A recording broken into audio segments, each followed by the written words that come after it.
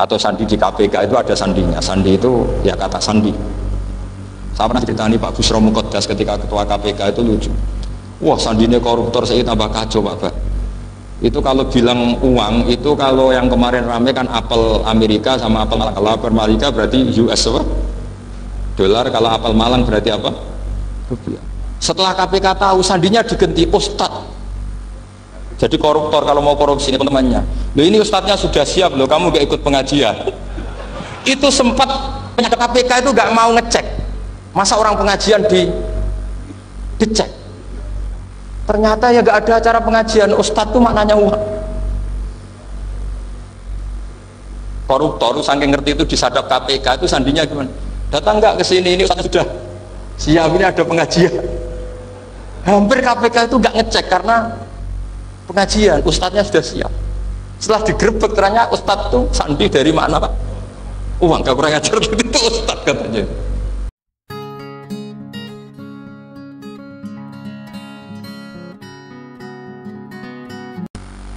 Ini kalau istilah bahasa Pak Said Akil, syarat jadi Rais Suriah harus hafal katanya gitu. Sonono, syaratnya jadi ulama.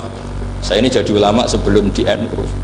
Makanya kata Mbah Mun dulu guyon kiai ono loro, ono kiai sing ning NU, berarti kiai sik lagi ning NU. Ono sing kiai NU nak gak pengurus NU ada di kiai gitu kan. Itu guyonannya Mbah Mun. Akhirnya Khadijah itu sempurnanya bukan main karena pernah ragun 15 tahun. Kan dari umur 25 sudah yakin kalau ini nabi, kemudian nggak tahu bukti berikutnya, makanya terus ini jadi nabi enggak. Setelah umur 40 benar-benar nabi, paginya diajak ke Waraqah bin Naufal, masih pernah paman sama Khadijah. Yami ini ibnu Akhika mau cerita. Terus Waraqah ini Nasrani. Di kitab Bukhari disebut wa kana imro'an tanassara fil jahiliyah wa yaktubu Injil bil Ibraniyah masyaallah ayaktub. Jadi Waraqah itu penginjil, pendeta. Tapi nanti loh, kamu jangan salah paham terus kayak pendeta sekarang. Ada periode di mana Injil masih asli dan ada periode ini yang sudah muharraf. Itu kan ya itulah khasnya ulama. Akhirnya Waraqah tanya, kamu ngomong saja ya Nabi, manggilnya seperti itu. Akhirnya Nabi cerita ketemu Jibril. Sebenarnya beliau nggak tahu itu Jibril cerita. Terus kata Waraqah, hadan namus allati ja'a bi Musa. Masih pakai bahasa namus, hadan namus allati ja'a bi Musa. Itu namus semacam malaikat yang mendatangi Musa. Terus uniknya Waraqah bilang gini, wa iyudrikni yaumuka ansuruka nasron mu'azzar. Andai kan saya menemukan hari ketika kamu jadi nabi, akan saya bilang mati-matian. Kapan itu paman? Khina yukhrijuka kaumu, ketika kamu diusir oleh kaum kamu. Nabi sebagai orang baik, makanya jadi orang baik itu ya boleh. Nabi sebagai orang baik itu tanya, awamu khrijiyahum. Kalau kayak gimana nih, awamu khrijiyah ono to iku wong sing ngetono ingsun hum utai kaumi. Masa saya nanti diusir kaum saya? Saya ini termasuk keluarga terhormat. Perilaku saya baik. Masa saya nanti diusir? Terus kata Waraqah, tidak ada seorang pun yang jadi nabi kecuali nanti ngalami diusir. Jadi yang tahu mau diusir itu ya Waraqah. Nabi malah tanya, masa saya nanti diusir? Karena tadi syaratnya Nabi harus ummi. Ummi itu keibu-ibuan. Jadi nggak tahu. Tapi nggak tahu di Nabi itu sifat madkhin, sifat pujian, bukan sifat naqsin, sifat apa? Kekurangan. Akhirnya Nabi mulai sadar, wah ini jadi Nabi tenan kan gitu. Jadi makanya kita Fathul Bari, syarahnya Bukhari, termasuk komentarnya Said Muhammad di beberapa kitab beliau, di Mafahim, di beberapa kitab. Kamu jangan terlalu fikih. Kalau terlalu fikih kan nggak boleh mempercayai omongan orang kafir, orang ahli kitab. Karena awailun nubuwah itu yang komentar semua ahli kitab. Awailun nubuwah itu yang tahu bahwa Nabi Muhammad atau Nabi itu semuanya data dari ahli apa? Ahli kitab. Sudah akhirnya Nabi ketemu Jibril lagi yang menurunkan ayat ya ayyuhal muddaththir qum fa'anzir wa rabbaka fakabbir wa thiyabaka fatahhir wa rujza fahjur wa la tamnun tastakthir wa li rabbika fasbir. Nabi mulai yakin ketemu Jibril. Setelah sering ketemu Jibril, Nabi ya dengan tanda kutip nggak tahu aturan mainnya lagi. Setiap ada pertanyaan bilang sudah tak jawab besok. Mentang-mentang besok Jibril datang. Ternyata Jibril tidak datang. Sampai 40 hari. Akhirnya dibully sama umatnya. Mat dari iso jawab ternyata ada Isa. Piye Jibril ora kok. Akhirnya diwarai meneh. Ngene lho carane dadi nabi, wala taqulan li syai'in inni fa'ilun dzalika hudan illa ayasha. Jadi nabi, sudah kamu besok datang ke saya tak jawab karena nabi mentang-mentang besok mau konsultasi sama apa? Jibril. Ternyata Jibril tidak datang karena nabi lupa tidak mengatakan insya Allah. Kalau nabi itu tahu semua, pasti nabi mengatakan insya Allah dulu. Tapi nabi memang sebaiknya nggak tahu. Justru itu wa ma yantiqu anil hawa in huwa illa wahyun yuha. Itu beberapa peristiwa. Sehingga syaratnya jadi wali, karena wali itu warasatul anbiya, ya kudu rada goblok sithik-sithik. Enggak boleh wali kok cerdas, analisis, enggak boleh. Wali kok delok TV ngrungokno pakar-pakar analisis. Iku ora wali, jadi maklar. Enggak boleh. Jadi misalnya yang menang Pak Jokowi atau Pak Prabowo, enggak boleh pakai Pak Jokowi petahana, bos gini, enggak boleh. Wali kalau ditanya yang menang Pak Jokowi, Pak Prabowo, biadillah, gitu aja. Itu urusan Allah. Itu alamatnya apa? Itu enggak penting, yang penting boleh ridhanya Allah. Enggak menarik figur-figur seperti itu wali. Sudah saya teruskan supaya clear ya masalah Maulid Rasul Shallallahu Alaihi Wasallam. Itu kita tidak punya data kecuali dari ahli kitab. Yahudi lebih ngeri lagi. Yahudi itu punya kriteria, syaratnya Nabi harus min dzurriyyati Ibrahim. Ya makanya kitab yang paling sering dibangun itu berjanji. Syaratnya Nabi harus min dzurriyyati Ibrahim. Lalu Muhammad itu siapa? Kok tahu Nabi? Dia itu orang Arab itu jahiliyah, wongnya goblok-goblok. Makanya terus jadi polemik ilmiah kan. Akhirnya Nabi memaklumatkan diri kalau beliau min dzurriyyati Ibrahim. Dibuktikan Ibrahim pernah singgah di Mekah, yaitu fihi ayatum bayyinatum maqamu Ibrahim. Bahwa Ibrahim pernah hidup di Mekah ada buktinya, yaitu ada bekas kaki di dekat Ka'bah. Akhirnya Ibrahim meninggalkan Ismail. Ismail kecil kekurangan air, Hajar lari-lari nyari air 7 kali. Akhirnya jadi sa'i bena Safa wal. Ada sekian bukti kalau Ismail itu hidup di Mekah, menikah sama suku Jurhum. Akhirnya orang Yahudi mulai ngeber. Iya, Muhammad pantas jadi nabi, ternyata orang keturunan Ibrahim alaihis. Itu andekan orang Yahudi yang tidak komen, itu juga gak dilacak sama Nabi. Gara-gara orang Yahudi komen, Nabi itu harus turunan Ibrahim, kamu asal-usulnya gimana? Akhirnya Allah sendiri yang menjawab bahwa Nabi lahir dari Ibrahim. Padahal Ibrahim itu orang Palestina. Logikanya gimana? Ternyata Ibrahim pernah singgah di Mekah. Ada bekas kakinya, ada ritualnya, yaitu lari bena Safa wal Marwah, menceritakan wal Marwah, menceritakan apa? Ibrahim ketika nyari apa Siti Hajar ketika nyari apa? Itu disebut fihi ayatum bayyinatum maqamu Ibrahim. Maka berjanji itu kitab yang masalah madaih itu bagus secara tarik. Jadi kitab madaih itu beda-beda. Ada yang kayak Habib Ali. Habib Ali itu lebih ke isek itu bentuk. Jika saya suka baca Simtud Duror itu kalau pas isek, pas berontok itu pas kangen Nabi, biasanya saya wudhu terus baca Simtud Duror, itu pas isek. Tapi kalau saya ingin baca sejarah, suka berjanji. Kalau Habib Ali jelas isek. Yang duriannya sekarang di Solo termasuk Habib Muhammad bin Husain bin Anis bin Alwi bin Ali yang Simtud Duror. Jika kalau beliau baca sholawat, ya sholatan yattasilu biha ruhul musalli alaihi fayam basitu fi qalbi siru nuri ta'aluki bi wa hubbi fayuktabu biha bi inayatillahi nabu fi isbi. Kalau berjanji enggak, dia tahu problem utama Nabi itu nasabnya, karena beliau orang Quraisy, orang jahiliyah yang dikira enggak punya darahnya Nabi Ibrahim. Maka beliau pertama ngarang diantaranya wabak tufakul huwa Muhammad bin Abdullah bin Abdul Muttalib wasmuhu Syaibatul Hamdi Humidat Husolusannya. Saya pastikan Muhammad cucunya Abdul Muttalib. Dia yang punya pintu yang mau masuk ke Ka'bah, namanya Babu Bani Syaibah. Itu nama lain dari Abdul Muttalib. Terus diteruskan Abdul Muttalib bin Hasyim terus sampai wa adnanu bila raibin idadawil ulumin nasbiyah ila dabihi Ismail anisbatuhu wa muntah. Karena berjanji ingin memaklumatkan ini Muhammad. Kamu kira orang mana? Beliau adalah turunan Ibrahim. Kayak apa alimnya yang ngarang berjanji? Nah, saya berkali-kali ngomong di mana-mana. Lah berjanji itu nasibnya kurang baik. Dibaca bahasa Arab, yang baca nggak paham, yang dengar nggak paham. Akhirnya kubu sebelah dianggap baca mantra. Nah, terus dihukumi bid'ah kan? Coba kalau itu ditulis bahasa Indonesia. nasab Muhammad, dia punya bapak Abdullah, punya mbah Abdul Muthalib ini. Paling kubu sebelah tidak akan bilang bid'ah, mesti ngomong ini buku sejarah. Jadi gara-gara bawa bahasa Arab, sing maca ora paham, sing nyenggaki ora paham, terus mantra. Sing ngritik yo luwih ora paham, sudah akhirnya. Jadi berjanji itu bela-belain Nabi itu yang dilihat sisi nasab. Makanya beliau ngendikan wa'adnan bila raibin inda dzawil ulumin nasabiyah ila dzabihi ismaila nisbatuhu wa. Itu juga orang Yahudi. Akhirnya orang Yahudi banyak yang iman. Ternyata Muhammad itu tidak orang lain. Sampai mereka bilang Muhammad minal asbab. Muhammad itu enggak lain saudara kita. Akhirnya orang Yahudi banyak yang iman.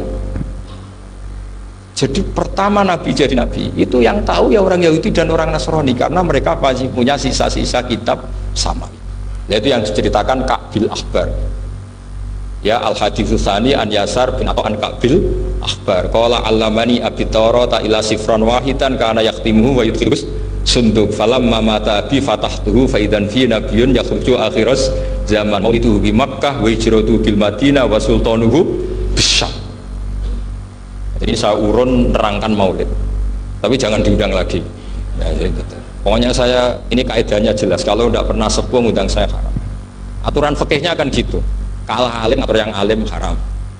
Kalah tua ngatur sing tua haram. Tapi nak wong tua ngatur sing nom ono kemungkinan halal. Mereka ono kemungkinan sing nom kan wong tua itu dosa. Makanya kalau saya dipanggil yang pernah sepuh, waduh cocok ra cocok ke samina wa atona. Karena Mbak Jamal ini abahnya Gus Rozin, biasanya basal. Terus saya pokoknya tak ingat saya pengajian umum itu baru ke-7 ke 8. Semoga ya nanti sampai mati ya jumlahnya masih bisa terhitung. Tapi kalau ngaji rutin saya terus ngaji rutin. Saya pernah baca hikam di Jogja khatam. Kalau di pondok saya sudah nggak terhitung saya khatam berapa kitab, nggak terhitung karena saya sering ngaji rutin. Sehingga Diba itu kitab kesayangan Habib Ali. Habib Ali sebelum ngarang Simtud Duror itu beliau nginduk kitab apa? Diba, masyhur. Jadi saya ulang lagi ya, kalau Diba sama berjanji lebih ke Tareh, kalau Habib Ali ke Isyak, semuanya baik. Saya baca semua. Saya niru Habib Ahmad Al-Habsyi Pasuruan, pernah tak tanya, kenapa kalau maulid baca 3-3-nya? Ben ke asobiah, ben keduman kabeh. Saya itu setengah hafal semua, 3-3-nya setengah hafal semua. Berjanji cerita Al-Haditsus Diba, yang ini Diba Al-Haditsus tsani an Yasar bin atau an Ka'bil Akhbar. Kata Ka'bil Akhbar, saya ngaji sama bapak itu Taurat itu khatam, tapi saya itu iskal itu janggal. Kenapa ada satu lempiran yang tidak diajarkan, disimpan fisunduk. Jadi orang Yahudi itu ada baiknya. Mestinya kalau mangkal kan dibakar supaya hilang jejak. Enggak, karena Yahudi itu ada unsur nubuah. Karena babanya Yahuda bin Yakub bin Ishak bin Ibrahim. Tapi Yahudi yang orisinal ya. Saya berkali-kali ngaji bilang Israel itu kalimat madhin, pujian. Sehingga Israel disebut wa anni faddaltukum alal alam, itu Israel yang bani karena ada gennya Nabi. Kalau Israel yang sekarang itu nation, sebuah negara. Mereka ada yang Zionis, ada yang turunan Eropa, Amerika, terus Islamofobia. Itu beda Israel yang negara dengan Israel yang bani. Kalau yang Bani itu ada unsur gen para apa? Nabi, sehingga ya Bani Israel. Tapi kalau Israel sekarang nama sebuah negara, sehingga ketika Allah bilang ya Bani Israel itu khitabnya pada penduduk Medina.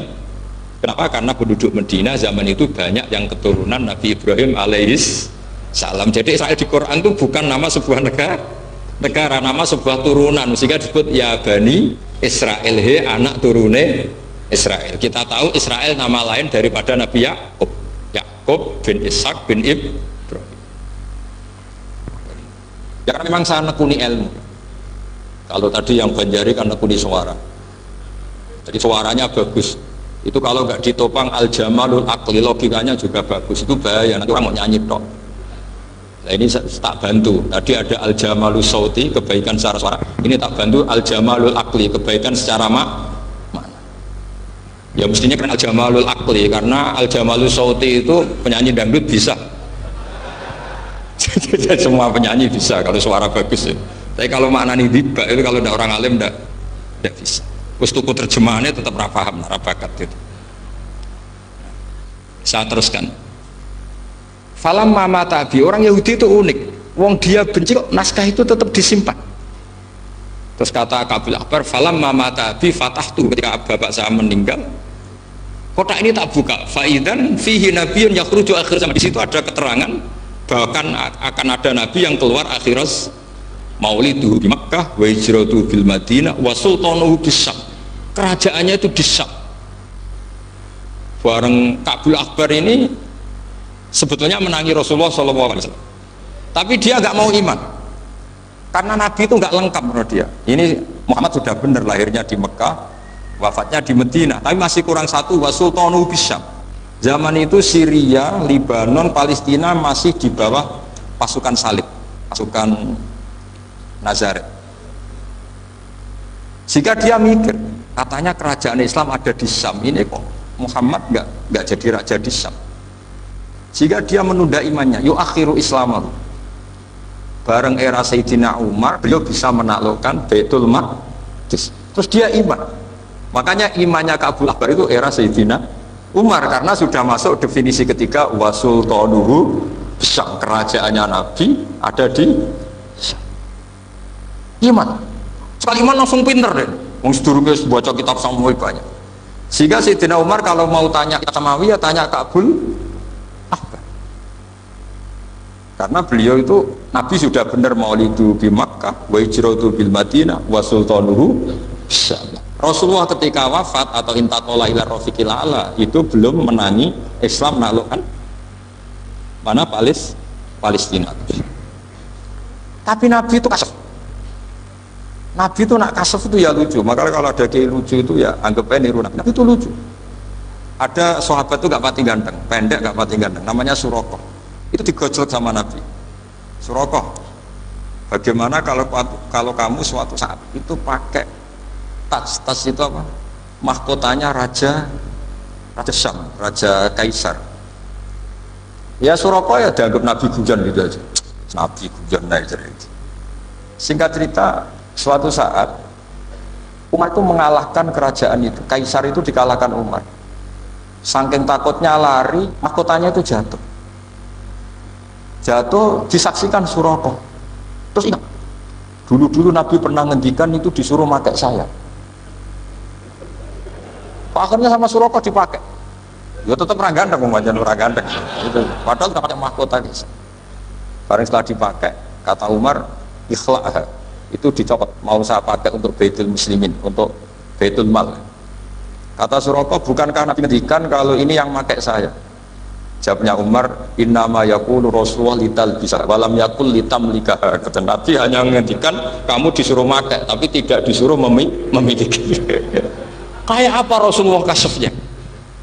Itu kata orang-orang yang pernah ke Turki. Saya belum pernah ke Turki, tapi saya hafal hadis sahih ini.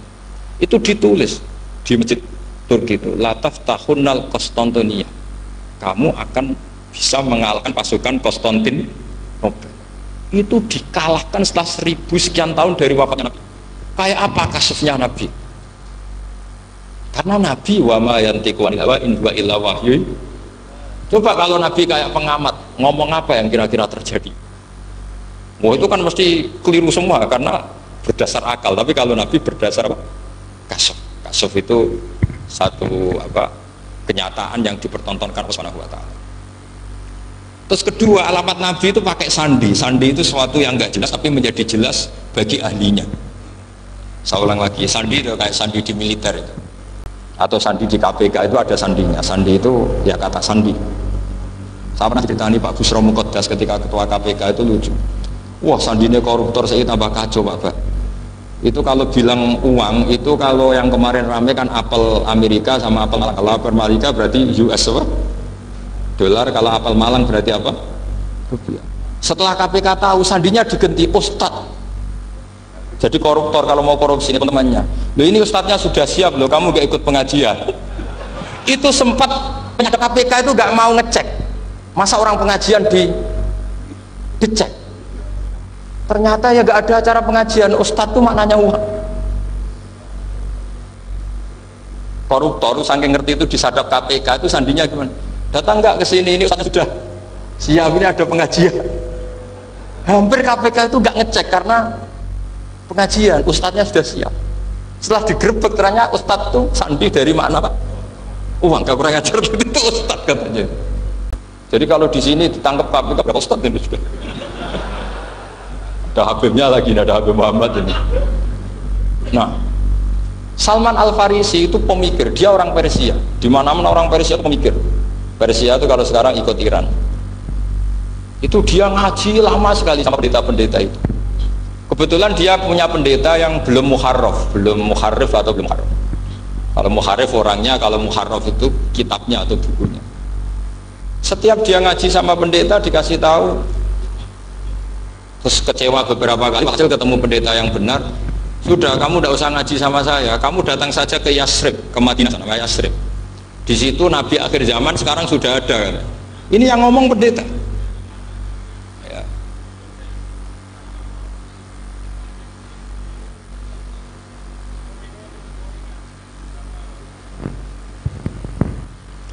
Ya, terus sandinya itu 3.